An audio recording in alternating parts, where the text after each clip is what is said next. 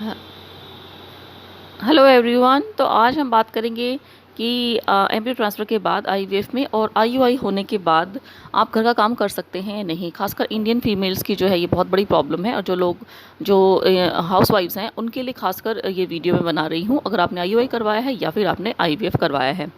तो देखिए, आईवीएफ में एम्ब्रियो ट्रांसफ़र के बाद और आईयूआई जिस दिन हुआ है उसके बाद आप प्रेग्नेंट होती हैं अपेरेंटली, तो अपने आप को आप एज अ प्रेग्नेंट लेडी जो है ट्रीट करें, क्योंकि आपका अगला स्टेप प्रेगनेंसी ही है।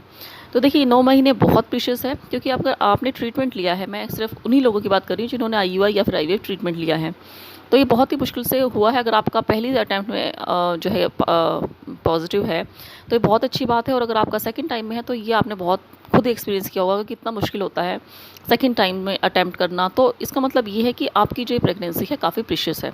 डॉक्टर्स भी आईयूआई और आईवीएफ प्रेगनेंसी को प्रीशियस प्रेगनेंसी कहते हैं, और जब बेबी हो जाता है तो उसको प्रीशियस बेबी कहा जाता है। तो देखिए, ये सब कहने का मेरा एक ही मकसद है कि जब प्रेगनेंसी हो जाती है तो लोग उसको बहुत ही फॉर ग्रांटेड ले लेते हैं, खासकर कि आपके जो रिलेटिव्स हैं, खासकर इन लॉज की मैं बात करूँगी, या फिर मैं डायरेक्टली हिट करना चाहूँगी इंडियन जो है मदर इन लॉ को। कुछ मदर इन लॉ, सारी नहीं, कुछ का ज़्यादातर 90% जो मदर इन लॉ होती है उनको बहुत ही नॉर्मल लगता है कि ठीक है प्रेगनेंसी है तो हमने भी सारा काम किया था, सभी काम कर सकते हैं, उसने भी किया था, उसने भी ट्रीटमेंट करवाया है।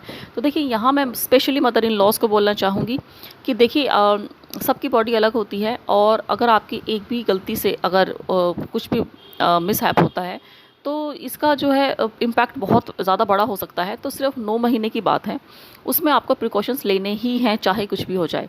तो प्रिकॉशंस क्या क्या हैं? तो देखिए, मैं ये नहीं बोलूँगी कि आप 100% बेड रेस्ट करिए। अगर डॉक्टर ने आपको 100% बेड रेस्ट बोला है तो आप करिए, नहीं बोला है तो आप हल्के काम करिए, भारी काम नहीं करने। जैसे कि आपको झाड़ू पोछा नहीं लगाना है। देखिए, मेरे को काफ़ी बार कमेंट्स भी आए थे कि मेरी जो मदर इन लॉ है वो नहीं मानती हैं और मेरे से सारा काम करवाती है। तो मुझे ये कमेंट पढ़ के बहुत ही ज़्यादा बुरा लगा था, क्योंकि मदर इन लॉ को नॉर्मल बेबी हुए होंगे, उनको ट्रीटमेंट उस टाइम तो नहीं था, तो उनको वो चीज़ पता ही नहीं कि कैसा फ़ील होता है जब आप ट्रीटमेंट करवाते हैं, और कितना ज़्यादा प्रीशियस होती है प्रेगनेंसी एक बार जब आप ट्रीटमेंट करवा लेते हैं। तो आपको फॉर ग्रांटेड नहीं लेनी है, आपको झाड़ू पोछा नहीं करना है, आपको बर्तन भी जो है खड़े होकर मान सकते हैं, लेकिन जो आपको कपड़े हैं वो आपको बैठकर नहीं धोने हैं। वॉशिंग मशीन से भी गीले कपड़े आपको नहीं निकालने हैं, क्योंकि उससे आपके पेट पर प्रेशर पड़ता है। तो ये 2 काम तो आपको करने ही नहीं हैं। यानी कि कपड़े धोना और झाड़ू पोछा लगाना आपको नहीं करना है, आटा नहीं गूँदना है आपको। जैसे मैंने आपको वीडियो में बताया, मैंने एक अलग से वीडियो बनाई है, अगर आप आटा गूँदना चाहते हैं 2 वीक्स वेट में, तो आप उस वीडियो को देखकर आटा गूँधिए। नॉर्मल तरीके से आप आटा नहीं गूँधिए, उससे आपके पेट पर प्रेशर पड़ेगा। तो मैं बार-बार ये बात बताती हूँ आपको। तो आपको झाड़ू पोछा नहीं करना है, आपको अगेन मैं बता रही हूँ, गीले कपड़े नहीं निकालने हैं वॉशिंग मशीन से। आप किसी और को बोलिए, मदर इन लॉ है तो आप मदर इन लॉ को बोलिए।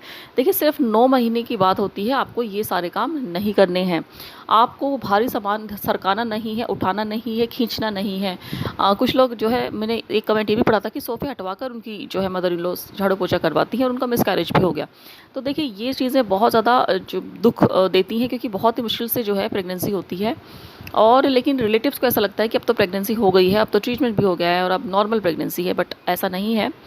ब्लीडिंग के चांसेस आईवीएफ प्रेगनेंसी में ज़्यादा रहते हैं। हालांकि डॉक्टर्स इस बात को नहीं मानते, डिनाई करते हैं। डॉक्टर ये भी कहते हैं कि आप सारा काम करिए जो आप करते हैं, बट मेरी आपको यही सलाह है, मेरे एक्सपीरियंस से कह रही हूँ मैं, क्योंकि आप इतना ज़्यादा भारी काम नहीं करेंगे, झाड़ू पोछा नहीं लगाएंगे, और आप कपड़े भी नहीं धोएंगे, और कपड़े उठाकर चलेंगे भी नहीं। वॉशिंग मशीन से भी आप कपड़े नहीं निकालेंगे, कपड़े सुखाने भी नहीं जाएंगे, क्योंकि उससे आपको झुकना पड़ता है। कोई भी काम आपको झुकने का हो, जिससे पेट पर जोर प्रेशर पड़ता हो, वो आपको नहीं करना है।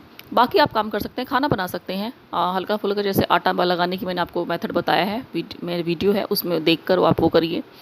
आप सब्जी बना सकते हैं, आप बर्तन भी धो सकते हैं खड़े होकर। लेकिन आपको, अगर आप बैठकर खाना बनाते हैं तो बैठकर आप जो चकला बेलन है उसको अपने लेवल पर ले आइए, थोड़ा सा ऊंचाई पर उसको रख लीजिए। कोई पटड़ी हो, कुछ बैठने का जो होता है उसके ऊपर आप रखकर चकला बेलन से रोटी बना सकते हैं, अगर बहुत ज़्यादा इमरजेंसी है। नहीं तो अगर आपके रिलेटिव्स हैं तो मैं उनको यही सलाह दूंगी कि जो भी हेल्प करा दीजिए, ये हेल्प कराने का ही टाइम है। 9 मंथ तक आपको हेल्प की ज़रूरत पड़ेगी ही पड़ेगी। तो या तो आप रिलेटिव्स को हेल्प के लिए बोलिए, या फिर आप मेड रखिए, या अपने हस्बैंड को बोलिए अगर और कोई भी नहीं है अवेलेबल। लेकिन हाँ, मैं एक बात और कहना चाहूँगी कि आपको बाहर का खाना नहीं खाना है।